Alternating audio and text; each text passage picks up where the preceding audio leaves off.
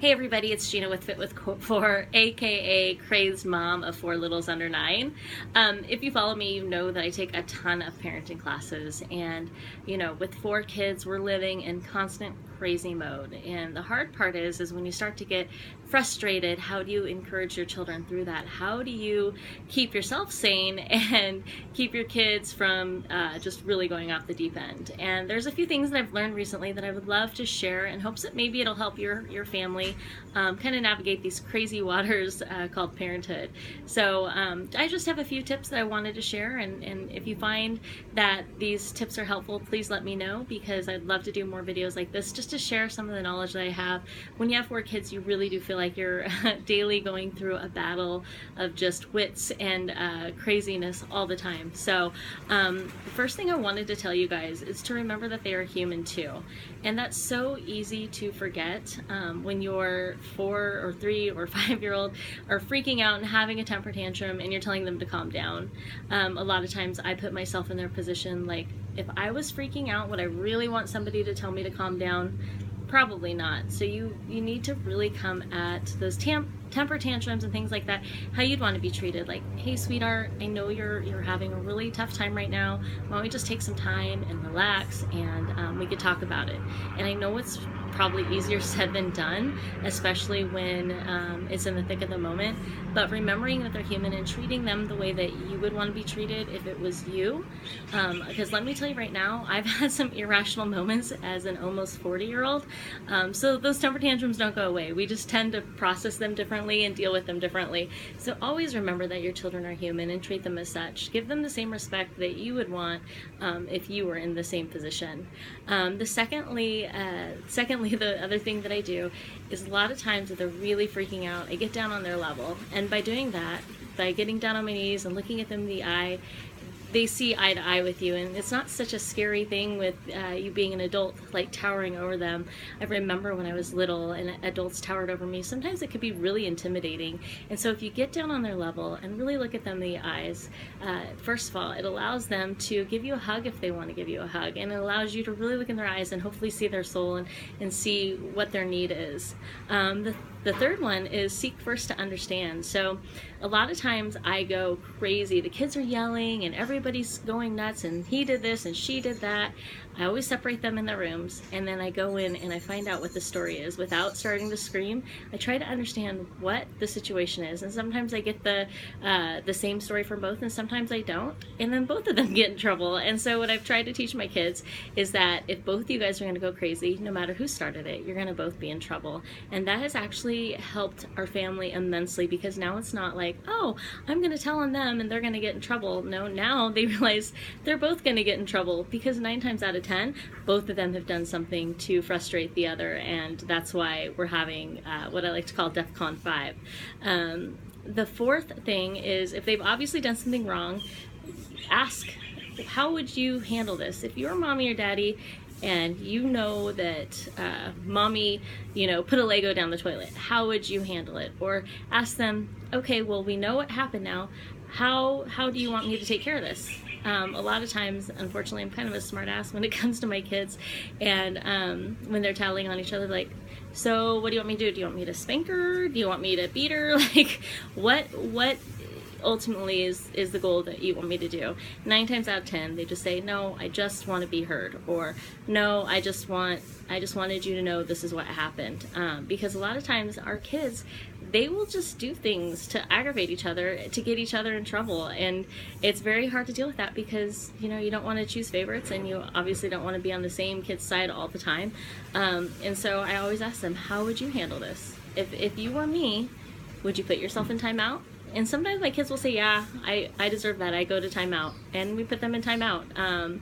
So it's very interesting when you invite your kids to the process of, what would you do? It gives them a little bit of power, and it kind of gives them more of our perspective and gets them to understand, oh, okay, well, if I was the mommy, then I would definitely do this, or no, I wouldn't do that.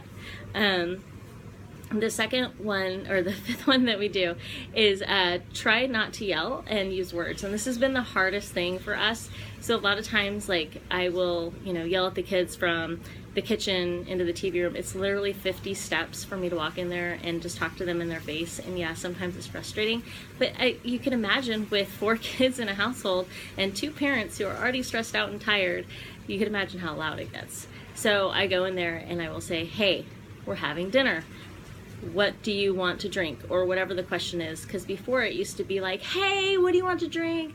I don't know. Well, now when you get to their face, they actually will give you an answer and they'll think about it. So it really, really helps when we do that. The 6th thing is, it's very important to watch your wording, right? So instead of saying, you know, something like, God, what are you thinking? What is your problem?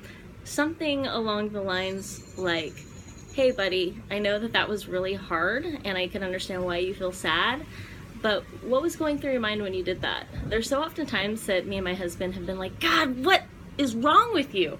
I know we've had quite a few times, we have 2 boys and one of them's extremely rambunctious, and so be like, oh my God, are you serious right now? Did you really do that? Which brings me into my 6th or 7th point. I've lost track, but when you say those words to them, they will ultimately repeat them back to you. So when you say, oh my gosh, you know, I think it was, anytime the kids would ask something, me and my husband would say, what? So now every time we say something, it's what? It isn't like, what's up, mommy, or something like that. It's just like distinct, kind of annoying, like, what? What do you want? Which is not exactly how we want to raise our kids, and we want them to be a little bit more respectful than that. One of the things that I say a lot to my kids, and you've got to really think about the words that you use a lot. One of the things I always say to my children is, happy to help. Mommy, can I get, you know, a chocolate milk? Happy to help. Or, you know what, how about you get your milk? Because I'm kind of busy right now. But because I've started using the words happy to help, now when I ask my kids to do things, not every time, but most of the time they'll say, sure, mommy, happy to help, because they're hearing that from me. They're hearing those encouraging words that I want to hear back. So the words that you want to hear, make sure you use those with their kids, because that is what is going to come back to you full circle. Another one I think I say a lot is, let's go do it, instead of, hey, go clean your room. It's like, hey, why don't you start your room and then I'll come in and help you, and you know, we could do it together, or something along those lines. Now, I don't have time to clean every single person's room, but I do tell them, hey, if you get it started, I'll come help you, no problem. But they know that if they don't start it and they don't start showing the initiative, then I don't help them. 9 times out of 10, I'm so busy, I don't even make it to the room, and they get it done anyways by themselves. So these are just some of the tips that I use. My kids have definitely, they all have different personalities, and they are learning a lot of really, really great ways to talk and encourage one another.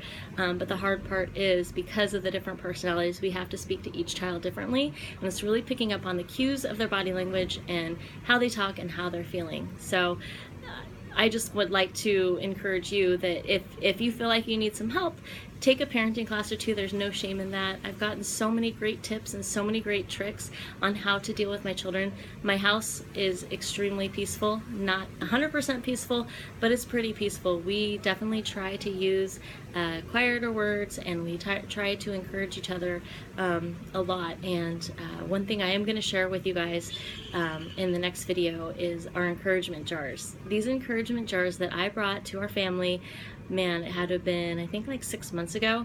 They have made all the difference in the world, because what I want in my family is for each of us to encourage each other. Because what happens is, when you walk out the door of your house, that world is not set up to encourage you. It is not set up to make you feel good about yourself, and it is not there to support you or love you. And in my house, encouraging words are the most important words. We always say, if it isn't encouraging, motivating, or inspiring, don't say it. And my kids will tell their friends that when they come over, if they're making bad choices, they'll be like, hey, that's not encouraging. That's not how we talk in this house. And it's like, what? But again, words that I use: constantly over and over and over again. Mamas and daddies, it's a tough job, but it is the most rewarding job. And if you can just put a little emphasis on just little tweaks here and there, you'll find, hopefully what we found, that it's so much easier to parent when you have children who feel loved, respected, and have choices as well. So I hope everybody found some good tips out of this video, and I'm looking forward to doing more for you. Stay tuned for my next video, which is going to be about the encouragement jars that I implemented in our house that have made a huge impact in the way that my children interact. I hope everybody's having a great day. See you at the next video.